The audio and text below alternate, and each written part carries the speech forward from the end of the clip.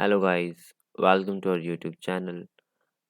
In today's video, we are going to discuss how to prepare STTGT Science 2022, the selected topic that you must study before exams. ठीक है, तो exam से पहले कुछ topics हैं जो आपको पढ़ने ही पढ़ने हैं, जो टॉपिक क्लास 11 और 12th को बिलोंग करते हैं। ठीक है, आई होप कि आपने क्लास 9th और क्लास 10th की साइंस अच्छे से कंप्लीट कर ली होगी और 11 12 की एनसीईआरटी भी थोरोली एक बार रिवाइज तो कर ली होगी।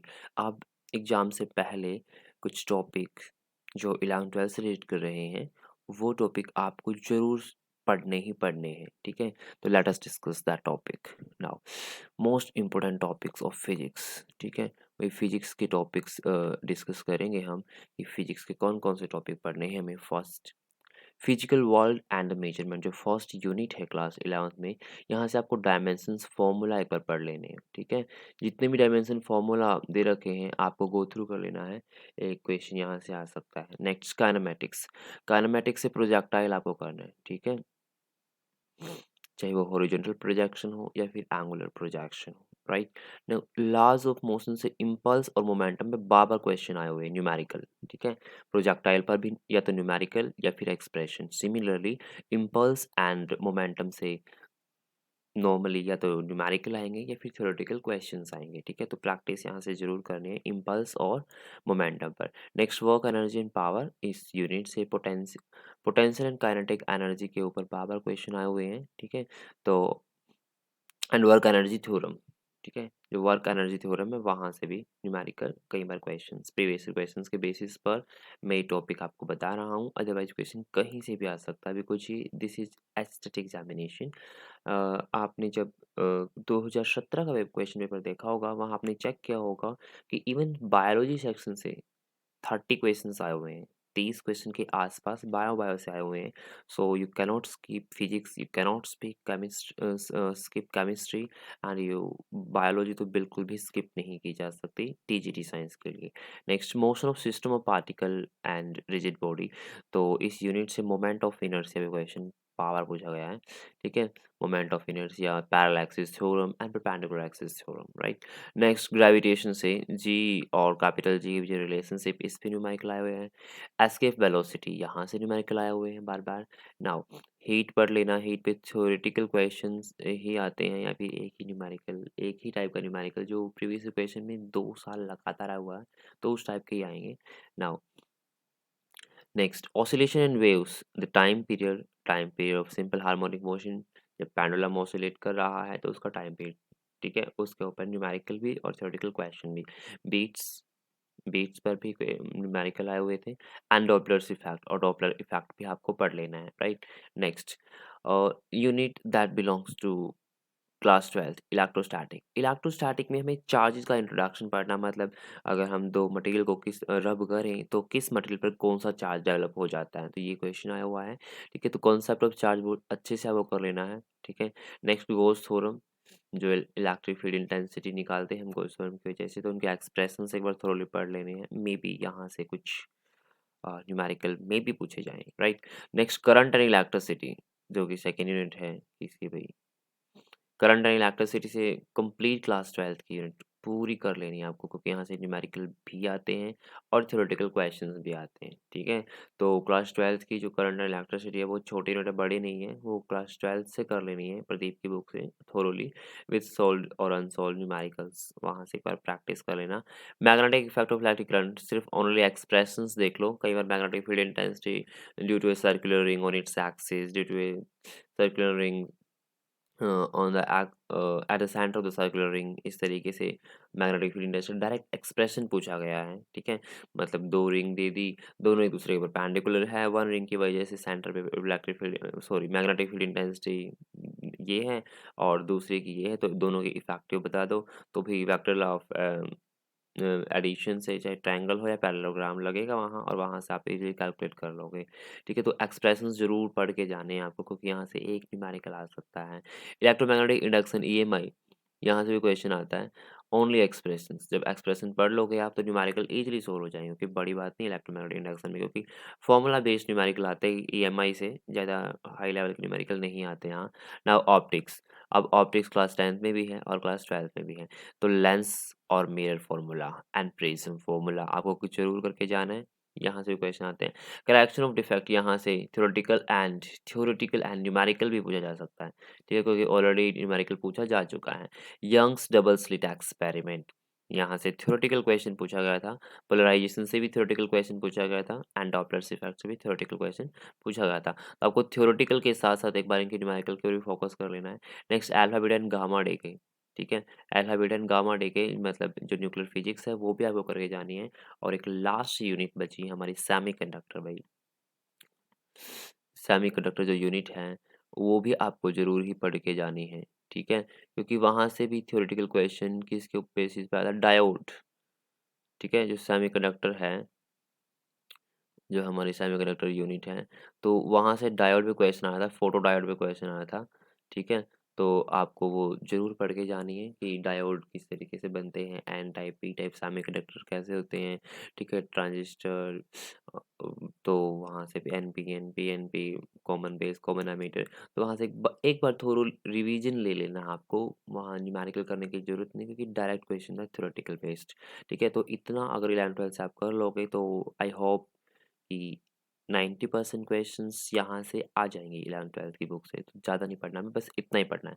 Next important topic of chemistry. अब केमिस्ट्री में क्या-क्या पढ़ें? सॉलिड स्टेट जो फर्स्ट यूनिट है हमारी केमिस्ट्री की, सॉलिड स्टेट, यहाँ से पैकिंग एफिशिएंसी आपको चेक कर लेनी, देख लेनी है कि क्यूबिकलस पैकिंग में कितनी पैकिंग एफिशिएंसी है, हाइड्रोजन में कितनी पैकिंग है, बॉडी स्टैंडर्ड में कितनी है, फेस स्टैंडर्ड में कितनी है, बस जस्ट फॉर्मूला, ज़्यादा नहीं। वहाँ नंबर ऑफ एटम कैसे निकालते हैं वो चेक कर लेना है आपको।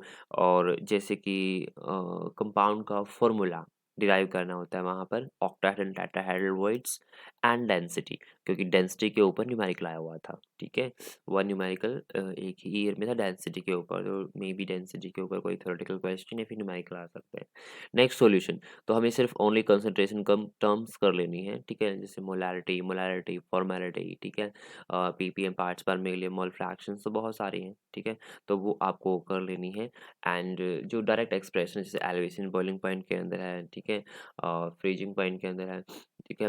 एंड वेंटो फैक्टर है, तो बहुत सारे मतलब एक्सप्रेशन हैं, तो वो सिर्फ आपको उनके फॉर्मूला पढ़ लेने हैं, ठीक है? Just just formula.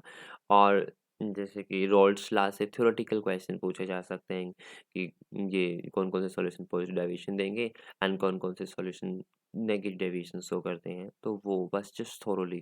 Next chemical kinetics से रेट कांस्टेंट पे आया हुआ था, रेट कांस्टेंट का एक्सप्रेशन मैंने वीडियोज़ में भी कर रखा है, वो थोड़ा-सा याद कर लेना। एन की वैल्यू जितनी होगी वही उसका ऑर्डर हो जाएगा रिएक्शंस का। हाफ लाइफ के ऊपर न्यूमेरिकल आ सकता है, ठीक है? फर्स्ट ऑर्डर हाफ लाइफ ज़रूर से भी ज़रूर एक बार फॉर्मूला देख लेना है, ठीक है? हाफ लाइफ के ऊपर न्यूमेरिकल आ सकता है और इससे ज़्यादा कुछ नहीं आएगा यहाँ से। General principle and extractions of force and method of extraction, इस यूनिट से, जो ये यूनिट है, यहाँ से बार-बार क्वेश्चन आए हुए हैं, क्योंकि ये 10th क्लास में मेटल्स, नॉन मेटल्स है, ठीक है? यहीं से क्वेश्चंस एलॉय के ऊपर आए हुए हैं, किस-किस का मिक्सचर होता है, ठीक है? और जो मेथड ऑफ एक्सट्रैक्शन है, वहाँ से क्वेश्चन पूछे गए हैं। तो नेम ऑफ ओर आपको ज़रूर याद रख लेने हैं, क्योंकि यहाँ पर name of or in detail दे रखे हैं, जो कि क्लास 10th एनसीईआरटी में इतने नहीं है, बट 12th एनसीईआरटी में नेम ऑफ ओर्स डिटेल में दे रखे हैं। मेथड ऑफ एक्सट्रैक्शन आपको चेक कर लेना, मेथड ऑफ एक्सट्रैक्शन किस-किस मेटल के लिए कौन-कौन सा मेथड हम यूज़ करते हैं। नेक्स्ट एलॉयज़, मतलब एलॉय कंपोज़िशन क्या है, कौन-कौन सी मेटल या फिर नॉन मेटल का कॉम्बिनेशन है, एलॉयज़ वो भी गिवन है, और उसकी कंपोज़िशन, जी बस इतना ही पढ़ लेना है यहाँ से आपको। नेक्स्ट हैलो एल्केन और हैलो एरीन से क्वेश्चन, तो SN1 एंड SN2 रिएक्शन, तो यहाँ पर रिएक्टिविटी पूछी गई थी, ठीक है? उन्होंने ये नहीं बोला कि SN1 में रिएक्टिविटी हो गई है फिर SN2 में कार्बोकैटायन की, ठीक है? तो अगर वहाँ कुछ भी ना दे रखा हो तो आप SN2 के थ्रू जाइएगा, अगर वहाँ कुछ दे रखा हो कि SN1 में SN2 है तो रिएजेंट देगा वो या फिर नाम लिख के देगा, ठीक है? तो उसके अकॉर्डिंग SN1 और SN2 की कार्बोकैटायन की रिएक्टिविटी चेक कर लीजिएगा वहाँ से। Next Markovnikov addition rule, Markovnikov addition and carbocation, जो स्टेबिलिटी ऑफ कार्बोकैटायन है वो, बस इतने ही एनफ है यहाँ से। इंपॉर्टेंट नेम रिएक्शन, अब क्लास 12th में कुछ नेम रिएक्शन है, सिर्फ 5 सालों में 2 बार नेम रिएक्शन आई हुई है, ठीक है? तो जो नेम रिएक्शंस है एक बार थोरोली रिवाइज कर लीजिए क्लास 12th से। एसिडिटी मतलब एसिडिटी एंड बेसिसिटी पे क्वेश्चन पूछा जाता है, ठीक है।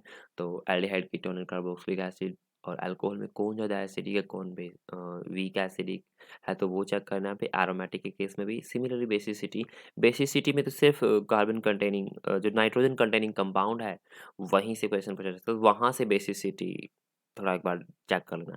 नेक्स्ट पॉलीमर, पॉलीमर से मोनोमर बार बार पूछे गए, तो पॉलीमर को तो आप पढ़ के ही जाइएगा, ठीक है। 2 या 3 क्वेश्चन आ सकते हैं पॉलीमर से। नेक्स्ट स्ट्रक्चर ऑफ एटम से, स्ट्रक्चर ऑफ एटम से आपके क्वांटम नंबर पर क्वेश्चन पूछे जा सकते हैं, एनर्जी सेल पे क्वेश्चन पूछे जा सकते हैं, फोटोइलेक्ट्रिक इफेक्ट पर क्वेश्चन पूछे जा सकते हैं, ठीक है। तो यहाँ से क्वेश्चन पूछे जाएंगे। पीरियोडिसिटी तो सिंपल है, क्लास 10th। एनपीएच जो आयनिक इक्विलिब्रियम है भाई, आप वहाँ पर पीएच कैलकुलेट करने वाला फॉर्मूला जरूर एक बार पढ़ लो, क्योंकि पीएच भी आप पूछा जाता है। नेक्स्ट केमिकल बॉन्डिंग है, VBT, VSEPR and MOT, molecular orbital theory, इन्हीं के बेसिस पर स्ट्रक्चर्स पूछेगा, हाइब्रिडाइजेशन पूछेगा वो, ठीक है। नॉर्मली वीबीटी और वेस्पर थ्योरी के बेसिस पर ही पूछे गए हैं अब तक, तो वीबीटी और वेस्पर थ्योरी के बेसिस पर। और एक ही क्वेश्चन आया था बॉन्ड ऑर्डर के बारे में, जो हम एमओटी के बेसिस पर ही एक्सप्लेन करते हैं, ठीक है। कि कौन बॉन्ड ऑर्डर पूछ सकता है, पैरामैग्नेटिक, डायमैग्नेटिक, फेरोमैग्नेटिक सब्सटेंसेस पूछ सकता है, तो एमओटी के बेसिस पर हम इजीली बता सकते हैं कि कौन सा आयन या फिर न्यूट्रल मॉलिक्यूल डायमैग्नेटिक है या फिर पैरामैग्नेटिक है। तो आपको ये तीनों ही थ्योरी कर लेनी है केमिकल बॉन्डिंग से, सिंपल। नेक्स्ट हाइड्रोकार्बन, हाइड्रोकार्बन से नोमेनक्लेचर करना है आपको, ठीक है। नोमेनक्लेचर्स पक्का क्वेश्चन, एक क्वेश्चन आता ही आता है नोमेनक्लेचर से, ठीक है। एलिफेटिक और एरोमेटिक कंपाउंड का नोमेनक्लेचर हम कैसे करते हैं। नेक्स्ट ओजोनोलिसिस, लगातार 2 साल ओज़ोनोलिसिस पे क्वेश्चन आया है, ठीक है। रिवर्स ओज़ोनोलिसिस पूछ रखा था उन्होंने, ठीक है। मतलब ओज़ोनोलिसिस के प्रोडक्ट दे रखे थे और आपको रिएक्टेंट बताना था, ठीक है। तो उसके लिए मैं डिटेल सॉल्यूशन डाल रखा है वीडियोज़ में, वहाँ चेक कर लेना। Class 9 10th whole syllabus metals and non metals, yes एक पेपर था, मुझे याद नहीं है कि किस ईयर का था। मेटल्स एंड नॉन मेटल्स से around 10 to 12 question, I think 10 से 12 ही होंगे, या फिर 7 8 9 क्वेश्चन, 7 8 क्वेश्चन तो सिर्फ मेटल्स और नॉन मेटल से पूछे गए थे, ठीक है। सो ये टॉपिक आप स्किप नहीं कर सकते, आपको पढ़ के ही जाने हैं, क्योंकि लास्ट 15 डेज में एक बार इन्हें रिवाइज जरूर कर लेना। Next important topic for biology, अब बायोलॉजी के लिए हमें इम्पोर्टेंट टॉपिक चेक करने हैं। देखो first class 9th and 10th को बहुत बहुत डिटेल में पढ़ लो, क्योंकि बायोलॉजी हम इस एचटेट टीजीटी के लिए तो स्किप बिल्कुल भी नहीं कर सकते, क्योंकि बायो से क्वेश्चन अच्छे बनते हैं। ऐसा नहीं है कि बहुत लो स्टैंडर्ड के बनेंगे, अच्छे स्टैंडर्ड के बनते हैं, कई बार तो 11th 12th से हाई लेवल के ही पूछे जाते हैं, ठीक है। तो बायो बहुत अच्छे से पढ़नी है हमें। तो सेल सेल साइकिल जरूर पढ़ लेना, यहाँ से क्वेश्चन आता है। सेल डिवीजन से क्वेश्चन आता है। टिश्यू, टिश्यू से भी क्वेश्चन, टाइप ऑफ टिश्यू पूछे जा सकते हैं। And diversity in living organisms, तो डाइवर्सिटी इन लिविंग ऑर्गेनिज्म ये पढ़ लेने हैं। नेक्स्ट रिप्रोडक्शन, अब ह्यूमन रिप्रोडक्शन से भी आता है और प्लांट रिप्रोडक्शन से भी आता है। नाउ डाइजेशन से क्वेश्चन पूछे गए थे, ठीक है। बॉडी फ्लूइड्स, यहाँ से क्वेश्चन पूछा गया था। सर्कुलेटरी सिस्टम, तो हमारे पास जितनी भी सर्कुलेटरी सिस्टम है उसके अंदर से भी क्वेश्चन पूछा गया था।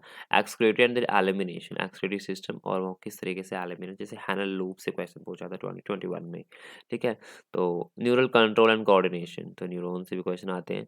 Structural organisation in plants and animals, तो यहाँ से भी क्वेश्चन पूछे जाते हैं अच्छे लेवल के, नॉर्मल नहीं। Sexual reproduction in plants and human, reproduction जो ह्यूमन के अंदर सेक्सुअल रिप्रोडक्शन और प्लांट के अंदर सेक्सुअल रिप्रोडक्शन है, वहाँ से क्वेश्चन नॉर्मली पूछे जाते हैं। कोडॉन से हर साल क्वेश्चन आया है, जेनेटिक्स से, डीएनए आरएनए, कोई भी साल ऐसा नहीं है जिससे कोडॉन से क्वेश्चन ना आया हो, ठीक है। हर साल 1 या 2 क्वेश्चन जरूर आए हैं आरएनए और डीएनए से भी। नेक्स्ट इकोसिस्टम, भाई ये तो नॉर्मल है, बायोडाइवर्सिटी है, एनवायरमेंटल इश्यूज है, तो ये यहाँ से क्वेश्चन पूछने की प्रोबेबिलिटी बेहद बेहद ज़्यादा है, तो ये टॉपिक भी अगर आप कर लोगे तो बायो का सेक्शन इजीली आपका कवर हो जाएगा, ठीक है। ओके गाइस, आज हमने की डिस्कशन किसका, कि कौन कौन से टॉपिक हमें पढ़ने हैं, कौन कौन से टॉपिक हमें नहीं पढ़ने हैं। Okay guys, keep learning.